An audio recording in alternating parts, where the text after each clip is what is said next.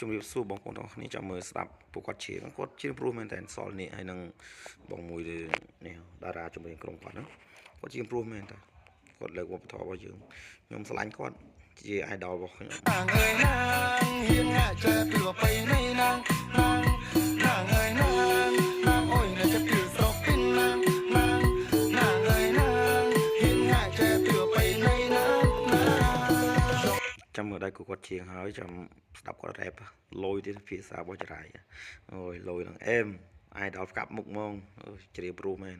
ចូលណាតលៃតចាប់ពីមែននៅព្រៃពីជអែបញូបោសិនសាតាហតាតតបាតាមវិញគឺអូតាតាប្រហាំតាបជ័យតាតាប្រហាំតាកបាតាលគួយកលបាតាមវិញតលៃជាប់តាងាក់តាផ្លេតាតាងាក់តាអេផ្លេតាតាងាក់តាមកអេប្រហាំទៅអេមកវាងាក់អេតាមវិញហោមុខណាអេយ៉ាជាប់ងាក់វាតាំងយ៉ាចេមតាមិនណាត់ទៅវង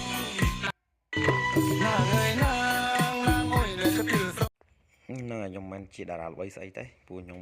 ចូលចិត្តគាត់ខ្ញុំស្រឡាញ់គាត់មែនតាគាត់ជាព្រោះឡើងអេមហ្មងជា idol ហ្មងហើយមុខមាត់ស្អាតទៀតច្រៀងព្រោះមែនតាដល់ពេលបងខាង9ក៏ព្រោះដែរច្រៀងតែខាងចរាយហ្នឹងក៏ព្រោះដែរសល់នេះនៅភូមិច្រៀងព្រោះមែនតាគាត់ច្រៀងគាត់រ៉េបឡើងលយអេមរបស់គាត់ទៀត